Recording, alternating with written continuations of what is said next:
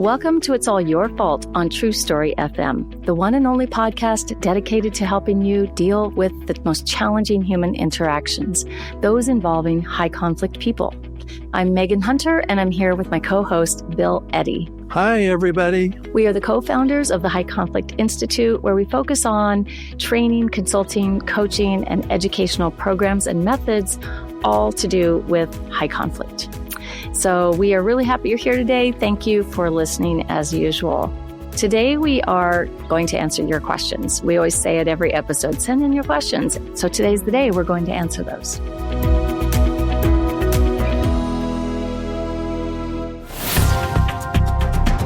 So first of all, I came back from my latest trip with a cold, Bill. I know you've been traveling too. So you went to Kansas, is that right? Yeah, I went to Kansas 2 days with mediators there and family lawyers dealing with family law and divorce cases. And of course, my emphasis was on high conflict, also parenting coordinators and such. So custody and nice people. And what was fun is I spoke to the same group 10 years ago, and there was about a dozen people who looked familiar, and it turned out they were familiar. So it was really nice seeing them again. Oh, that's good. That's good. When you were in Kansas, I ventured to Maine, and, I live in Arizona, so it hit 99 degrees here recently. So to go to Maine and be in the snow was really, really nice. And we were up at the Sunday River Resort, and our new speaker here at HCI, Judge Bruce Cohen, retired judge, went along with me, and we trained the Maine Child Welfare Conference. Really amazing people. Isn't it just fun to go and meet people all over the place that are just, there's nice people everywhere, and it's, a lot of stimulating conversations, and get to see some pretty amazing parts of the country and the world. So that was fun. And then went over to the Portland Museum of Art and got to do some leadership training there, which was really wonderful. Turns out that museum is kind of world class. So if you're in the Portland, Maine area, check it out.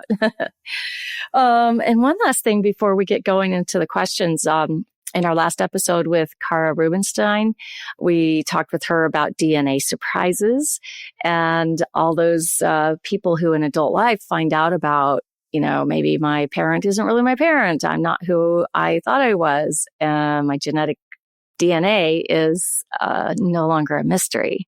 So while I was on the Maine trip, I had some time and I was watching Netflix, and I came across a documentary called Con Mum, M-U-M, the British spelling.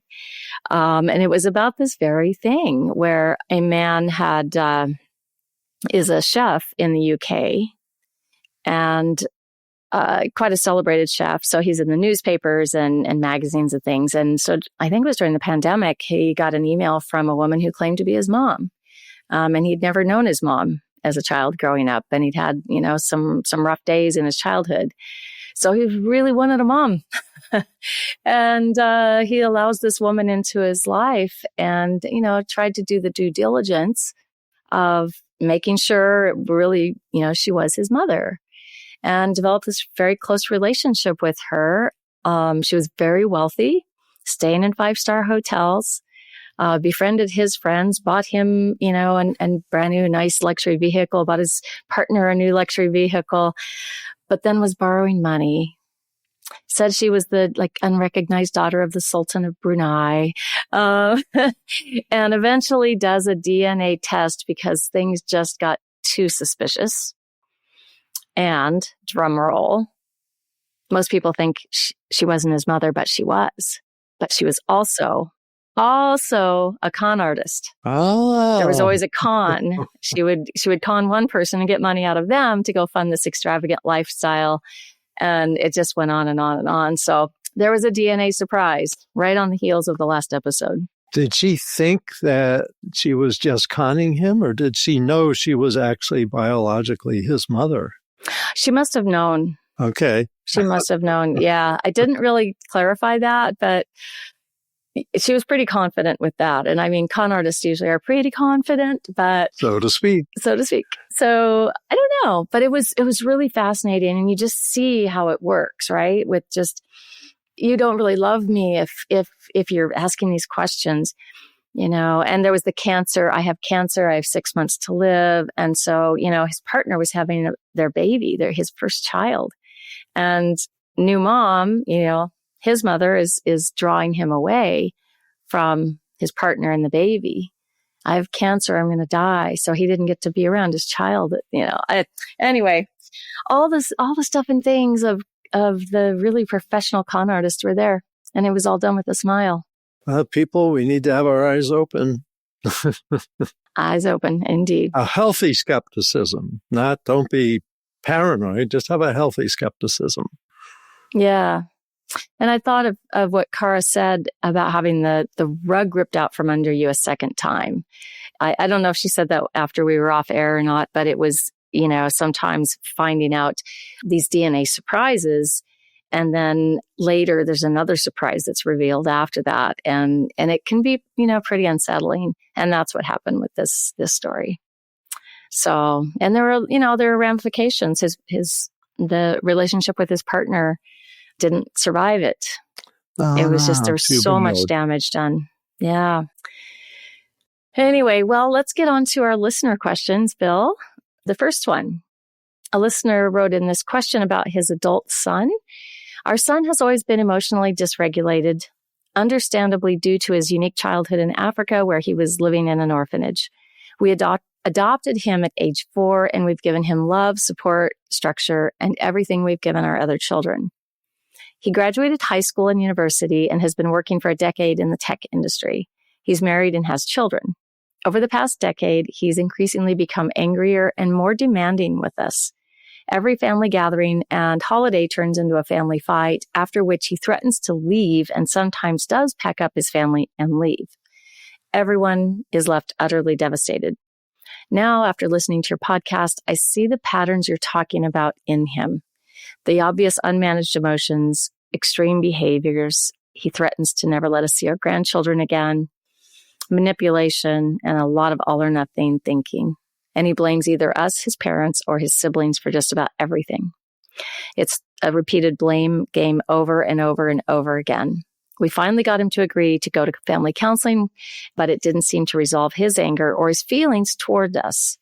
Now it's finally dawned on us that he very likely has a high conflict personality, and with that has come a sense of despair.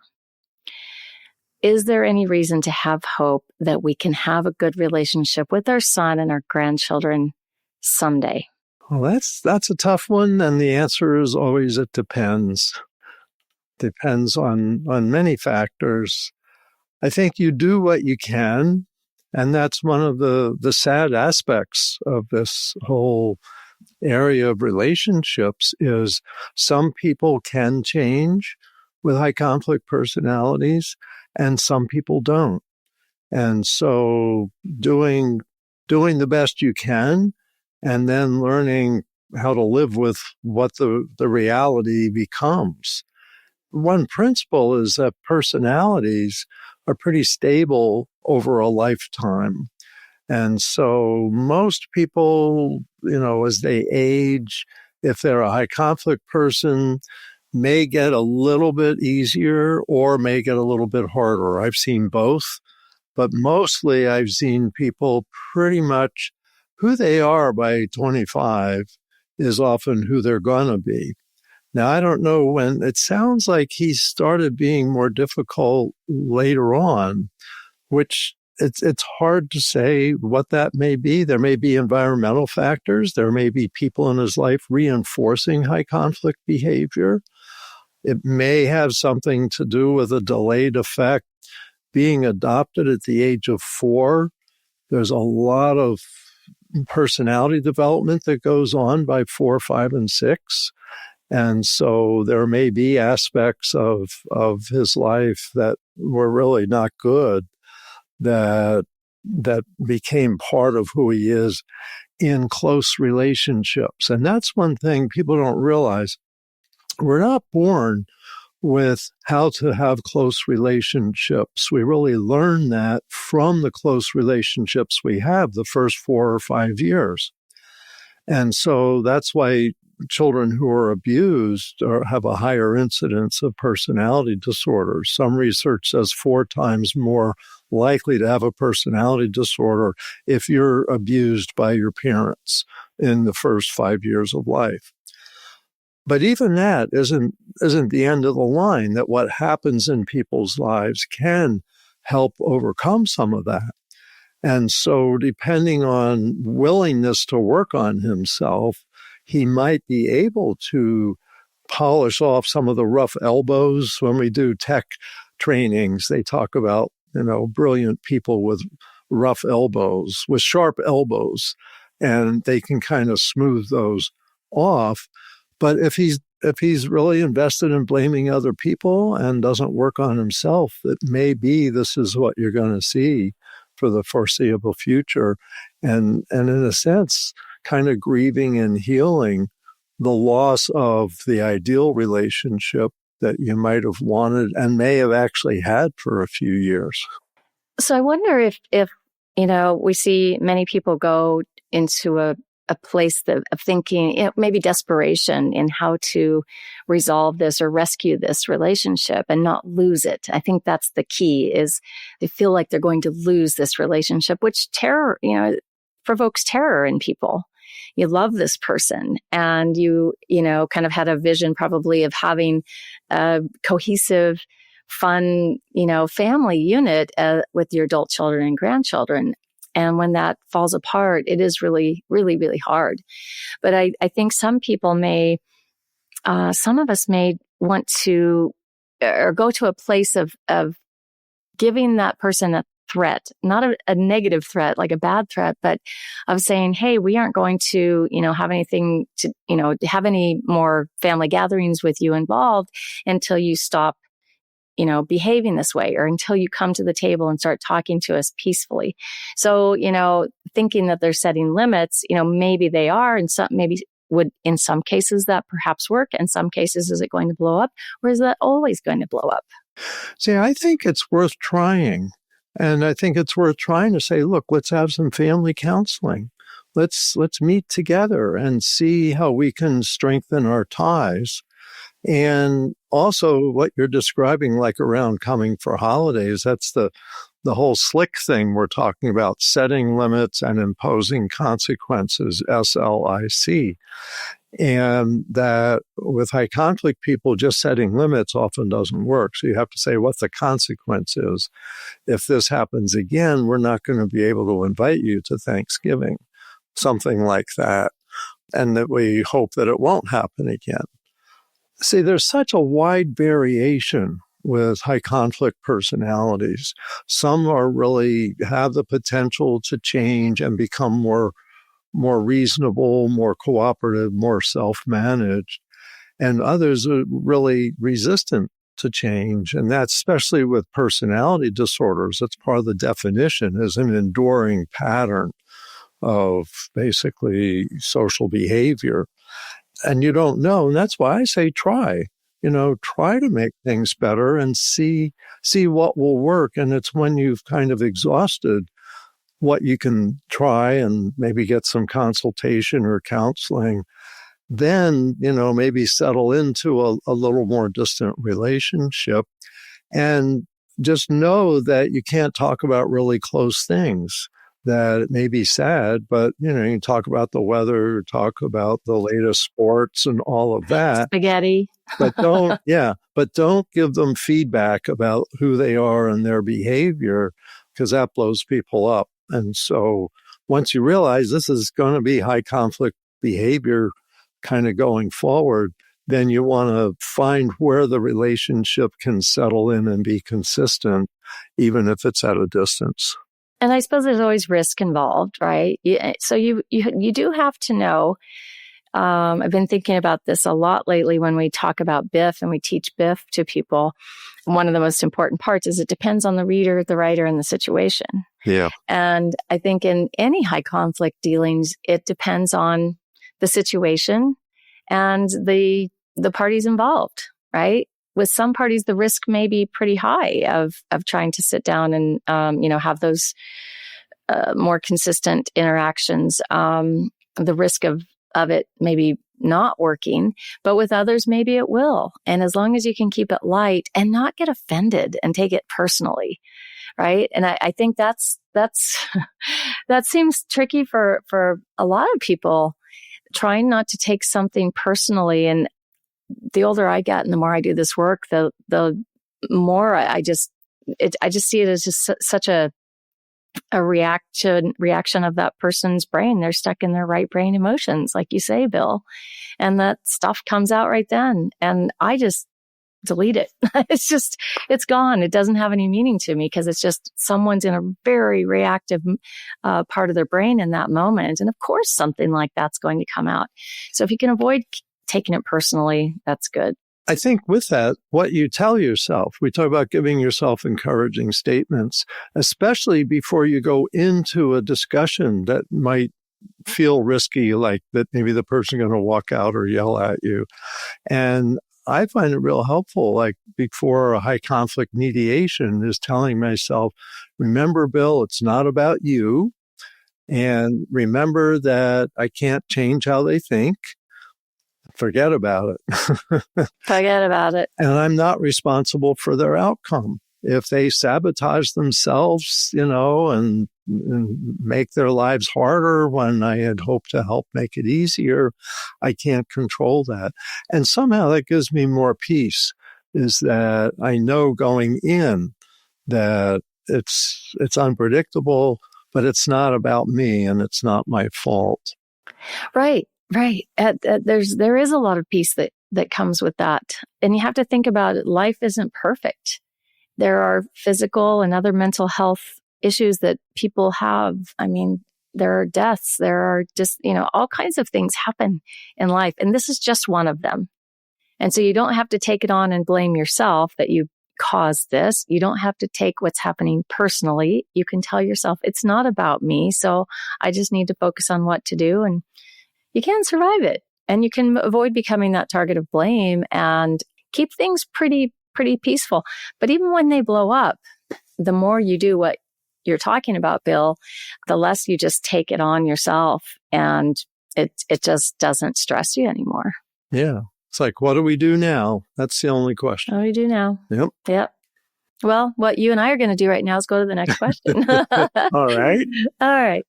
And I recently discovered your podcast and have realized that my sister may have a histrionic, high conflict personality. It explains so much. And although I now realize that some of the ways that I've handled our disputes in the past were wrong, or can we say backfired, I have been intentional about distancing myself from her and knowing that this is essential to maintain any semblance of a relationship. I should also mention that we live about 350 miles apart. So we only see each other a few times a year, and our relationship is mostly text or phone-based aside from those few in-person interactions. She has sensed this distance that I have put in place, and she often complains to me about it. Once in the past, I broke down and told her that I feel like I'm walking on eggshells when I talk to her because I will inevitably hurt her feelings and get an emotionally charged email or text about our conversation a few days later. She continues to press me about how we don't talk like we used to. She misses me and wants to be closer. My question to you is, how do I respond to her when she senses this distance and insists she wants more from me? But I know that I have to have boundaries in place so that I can keep her in my life. Thank you so much for the podcast. I truly believe it will give me the tools to navigate these family challenges. So, Bill, how do you have this relationship when one is sensing the distance and wants to be closer and wants more from you? It's kind of going back to the conversation we just had in a way. Right. Well, I think you try what you can, especially if it's your sister and you would like to be close. You would both like to be closer. But the thing is with high conflict people that they have a sensitivity that doesn't change. Mostly doesn't change. Sometimes it does, but mostly it doesn't change. So if you've tried, like you broke down and told her, that she, it's walking on eggshells, did that change her behavior? Did she say, I'm going to try to act differently? Or did she just defend and justify what she had done up to then. That often tells you it's not going to change because they're not interested and they're not hearing that there's a problem. Now, sometimes it helps to have a family counseling session. Maybe you have sisters go to a therapist together and talk about what our relationship looks like now and whether we can be closer or not. And maybe this is something a counselor might help with and say, hey, you know, when you do such and such, your sister feels pushed away. Can you try this? Here's a technique you might try. You know, like just waiting 24 hours before you write your next email or something like that. And seeing, because I believe give people a chance to change, but be realistic. If there's no sign that there's ever going to be any change, don't beat your head against the wall here for years and years. And so you may back up a little bit. You know, I think all our human relationships have a certain degree of distance and closeness. And so with high conflict people, it's kind of finding out where's that balance. You might have a friend that you love going to the movies with or going bowling with or bird watching with or something like that, but it's not comfortable getting really personal with them. So you might schedule a couple hours to go bird watching or something, have a good time, and then stop before it's going to go downhill. So it's finding where that balance is. But I think you're right, Megan. The same idea is give it your best shot and then accept where it may end up having to be. Yeah. And I think a big part of this too is just, you know, your crisis doesn't have to be my crisis. Yeah. Right? If you're upset about, you know, me not spending enough time, that doesn't have to be my crisis. If I have something to be guilty about, if I've told you I'm going to spend time with you and then I don't, then, you know, that's my problem. But if with high conflict people that things just led by feeling, a big feeling that, you know, you've abandoned me, you're not talking to me enough, you're not paying me enough attention. Well, those are your feelings, and I'm happy to have a relationship with you, not to fix your feelings, but to have, you know, the type of relationship that will work for both of us. So I've been thinking about that a lot lately, that other people's crises don't need to be mine. And I think we, especially those of us that are fixers in the world, kind of helpers, we may feel some anxiety about or compulsion to help someone who is, you know, kind of putting some blame on us. And it really can immediately hook you. And if you feel that hook that, oh, I need to do something. Oh, I've done something bad. I've done something wrong. I need to fix this. I need to sacrifice myself a little more. You don't need to do that. It's like, I would probably just set the stage and say, my schedule is pretty full and I want to be able to talk to you once every couple of weeks or something. So let's just put a regularly scheduled meeting on our calendars.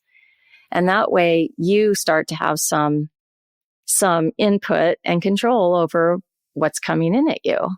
And you've also set the stage for, you know, if you aren't able to write back right away, then she knows you're going to be, having your weekly Sunday call or whatever it is. But just one idea. And that's a good idea, especially with relatives where you might be far away and you're going to check in with a schedule because it doesn't fit into your daily life the same way. One thing I wanted to add is I think high conflict people burn out often the people around them, and so they often lean more heavily on relatives and want to be closer even as distant adults when people have their whole lives where they are, that they want more from you than maybe the average person who says, I know you're busy, I'm busy, I've got all this stuff I'm doing. But someone that's maybe doesn't have as many friends or maybe has pushed people away may want more from a sister than a sister might expect to give. And just be aware of that. Because what I would often say is, well, what can you get involved in your community? You're feeling this sense of disconnect. You know, you could develop some close friends if you found an activity you like doing together. And so I'd want to encourage helping them get an activity rather than me trying to fill all their social needs. And we can have compassion and love our family and our friends and all of that. And I think this is compassionate by, helping someone see that they can dig in a little bit into themselves and find some resources and some strength and go find something in the community. And I can still be your sister. It's just got to be a little bit more managed. So I'd say don't feel guilty and just get a schedule. All right. And the last question for today. Thank you for this valuable learning tool. Things are making sense to me now that have haunted me for years with an HCP in my life. And I wonder about another category of people who I'm calling highly conflict averse people. So HCAPs. Highly conflict averse people, opposite of an HCP, a high conflict person, will keep the conflict going inadvertently because they can't deal with conflict. They will continue the bully's behavior by advocating for it, enabling it, and doing it for them, or dismissing the impact of it in order to avoid addressing the conflict. Where the HCP blame is 100%, the HCAP will accept 100% blame. Both the HCP and HCAP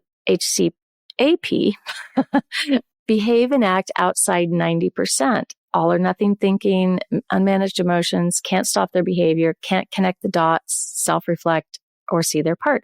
They can't biff, they can't be brief to help, overly informative to help, overly friendly to avoid conflict, aren't firm enough, often vague, or can snap to overly firm without warning because they've been pushed too far. Tends to be disempowered or disenfranchised, developmentally traumatized, therefore biologically driven. So I guess the question here, Bill, is what do you think about that? Is there an HCAP, a highly conflict averse person? I think there's some approaches to think about that have been longstanding. So first of all, I worked for 6 years in chemical dependency treatment, substance abuse, alcoholics, addicts, etc.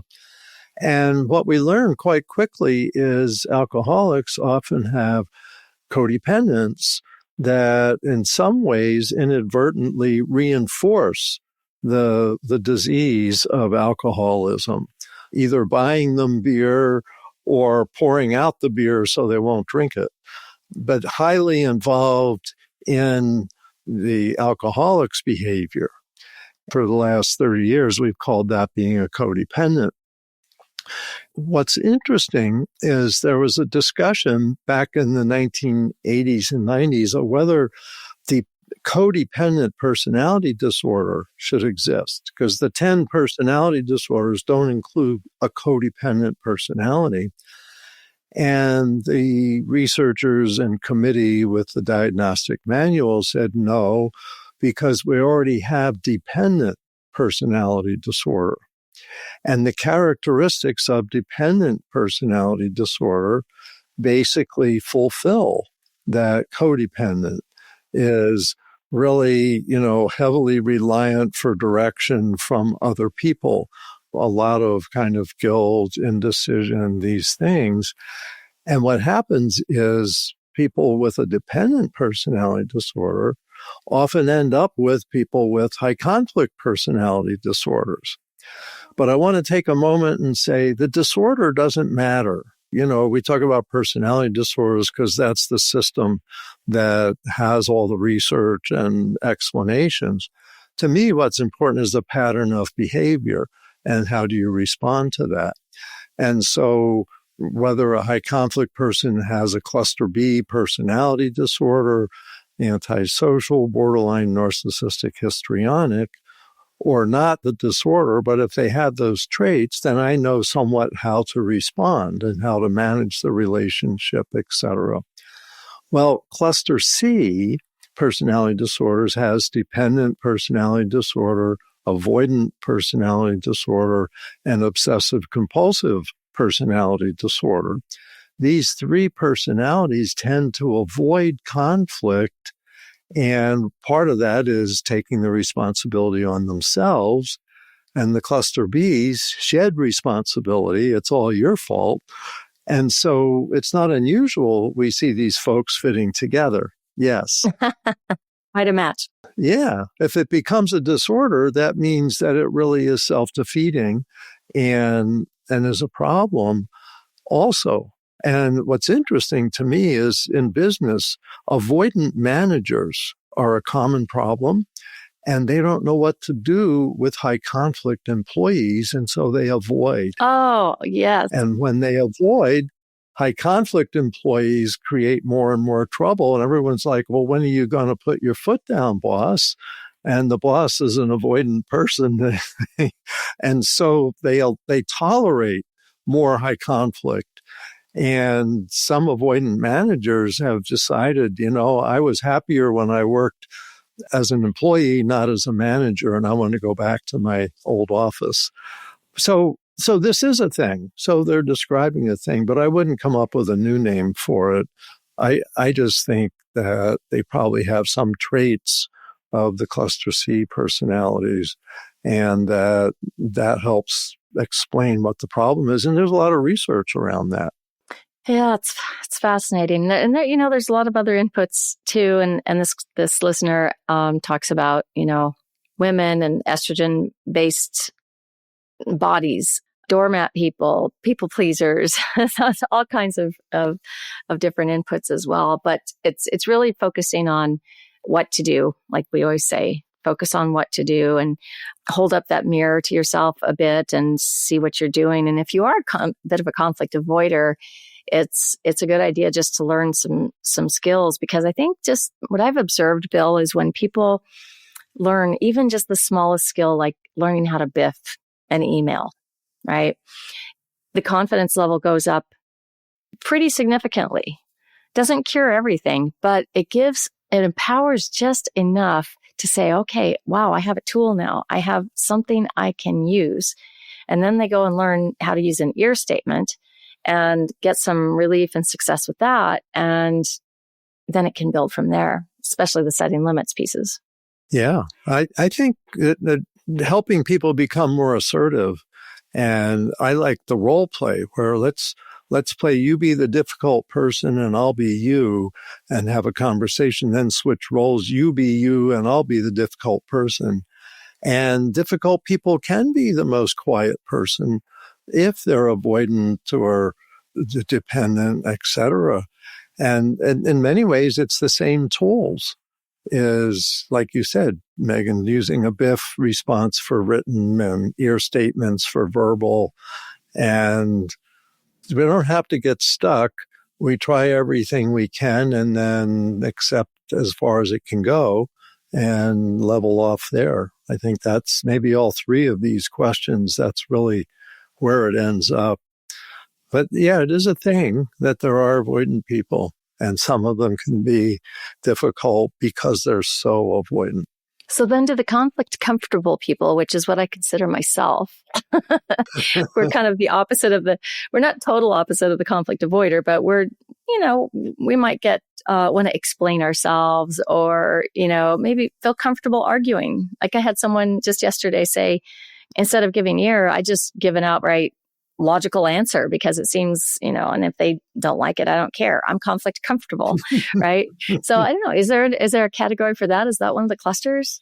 Well, I think what's interesting or crosses my mind is I think professionals are conflict comfortable. Like especially think of lawyers, therapists, mediators, teachers, ministers, doctors, lawyers, that all of them have a lot of people come through, and, if 10% of people have a high conflict personality, they're going to be dealing with difficult people.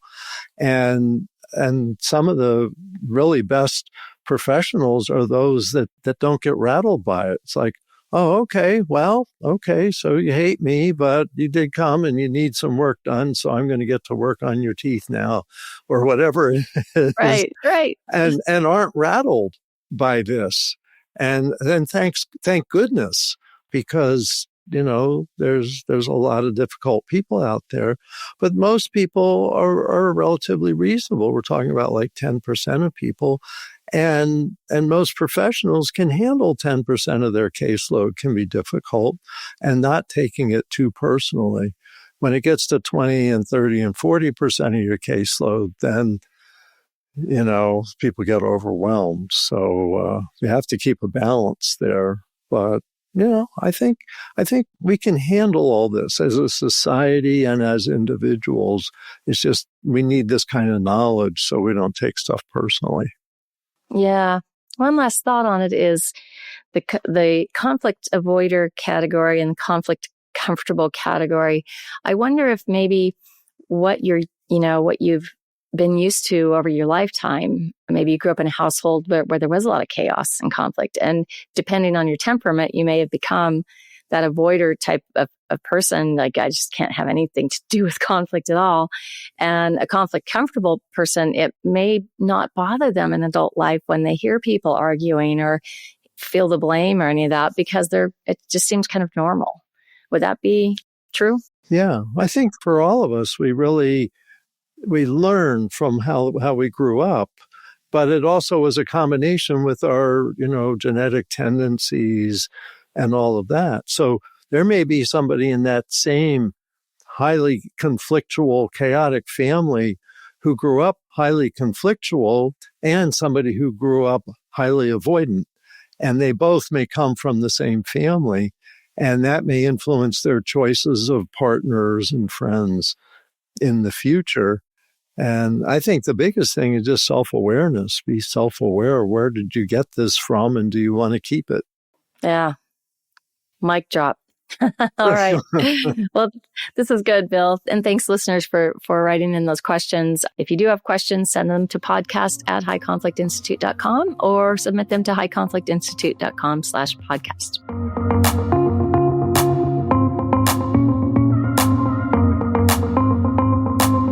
Next week, we'll be answering more listener questions, and there's some really interesting ones coming up. So until then, keep learning and practicing, and be kind to yourself and others while we all try to keep the conflict small and find the missing piece. It's All Your Fault is a production of True Story FM. Engineering by Andy Nelson. Music by Wolf Samuels, John Coggins, and Ziv Moran.